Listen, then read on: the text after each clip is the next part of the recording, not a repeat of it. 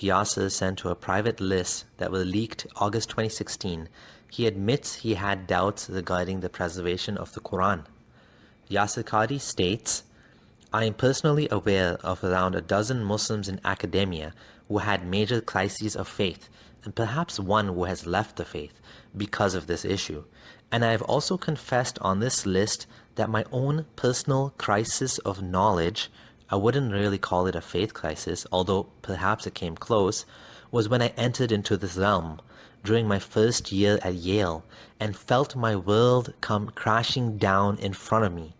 I didn't know what to believe about the hifz, preservation of the Quran anymore, because there was no alternative. You either had non-Muslim views or the simplistic, standardized, triumphalistic claims that a rational mind simply cannot acknowledge as true.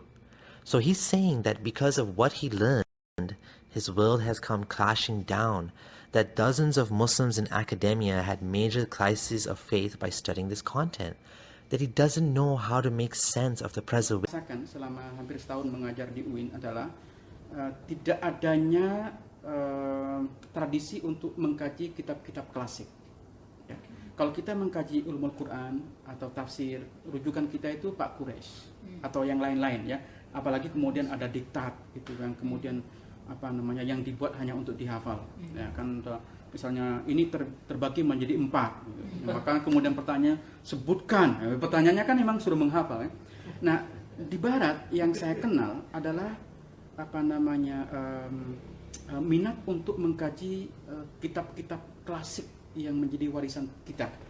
Maka ketika misalnya saya berbicara ke teman-teman di sini tentang sejarah teks Quran ya, bahwa anggapan Quran ini sudah menjadi seperti yang kita sekarang sejak zaman Utsman, itu sebenarnya tidak terkonfirmasi kalau kita membaca sumber-sumber Islam yang awal.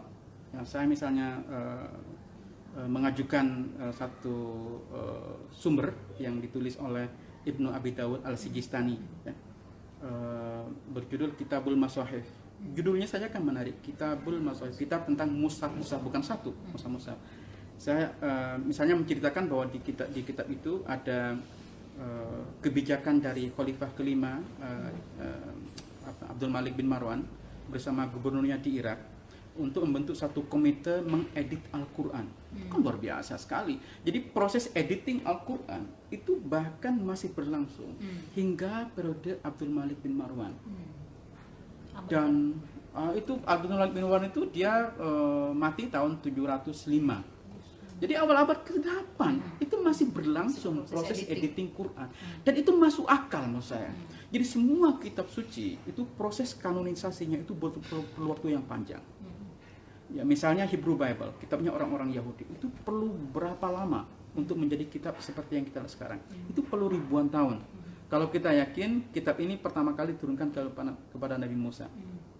Kitab orang Kristen itu pada abad kedua, orang Kristen itu masih berdebat tentang daftar isinya, itu masih diperdebatkan pada abad kedua.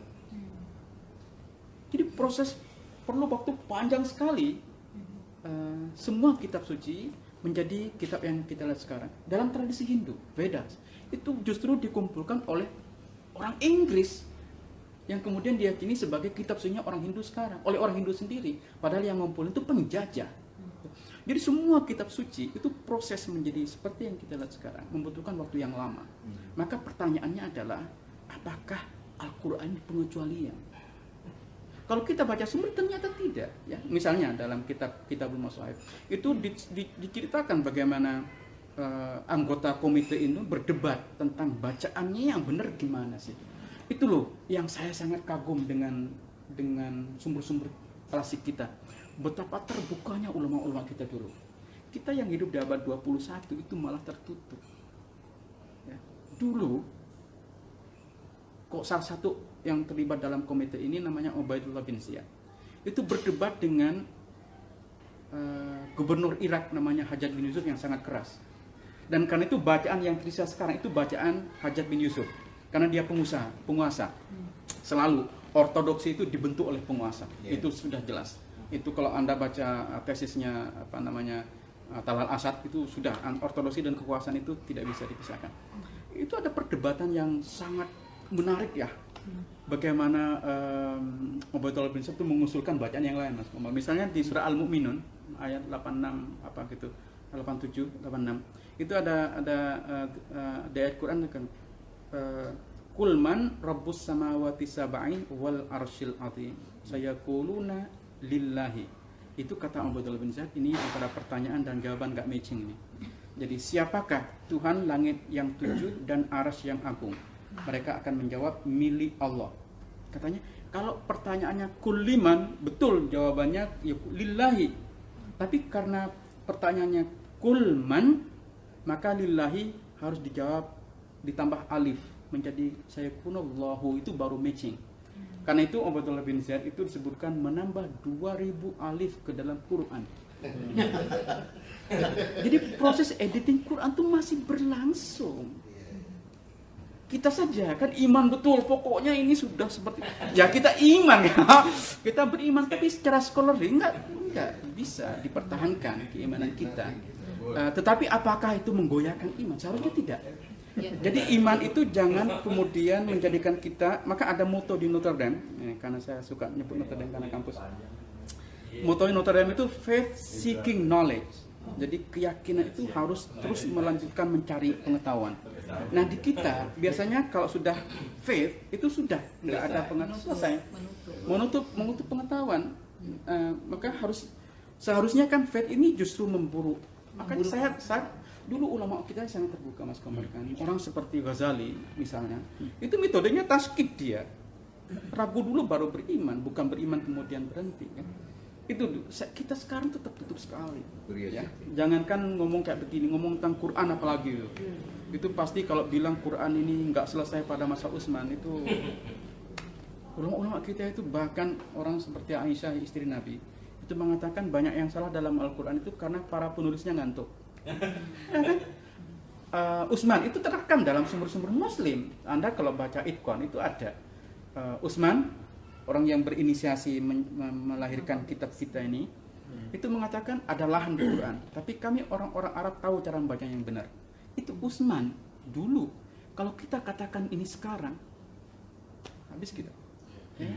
Betapa tertutupnya kita ini, maksud saya. Nah, ketika saya mencoba untuk merekonstruksi cara baca surat Al-Kafirun yang banyak dikomentari itu adalah saya bukan mengotak-atik teks Quran, tapi mencoba untuk memahami Quran sebelum menjadi Quran yang kita lihat sekarang. Itu maksud saya. Ketika Quran masih menjadi diskurs, ya, yang bisa berubah, bisa ada kita menarik ya. Itu direkam oleh Tobari. Ini ulama kita tuh luar biasa terbukanya. Jadi suatu saat para sahabat itu pesta, kira-kira pesta makan-makan gitu, termasuk minum-minum juga. Iya, mabuk mereka. Maka kemudian mereka sholat dalam keadaan mabuk. Maka turun ayat la taqrabus shalah wa antum sukara. Jangan dekati sholat ketika kalian mabuk. Tapi, nah ini yang menarik. Ketika mereka mabuk, ya, ada salah satu riwayat yang menunjukkan bahwa Ali ditunjuk sebagai imam. Ali itu membaca surah Al-Kafirun itu persis seperti yang saya katakan. Tapi dia menggunakan kata na. Karena kata Ali ini kita kan banyak, masa Qul ya ayyuhal kafirun la na'budu ma ta'budun. Ya, kami adalah menyembah. Jadi kami, karena banyak kan, bukan la a'budu, dia berjamaah. Maka dia bilang kami. Itu maksudnya Quran ketika masih menjadi diskurs itu masih bisa berubah kan? Nah, sebelum menjadi Quran seperti yang kita lihat sekarang, ya, setelah menjadi teks yang kata Arkun itu disebut sebagai official close corpus, ya, korpus yang sudah tertutup, dan itu mematikan diskusi.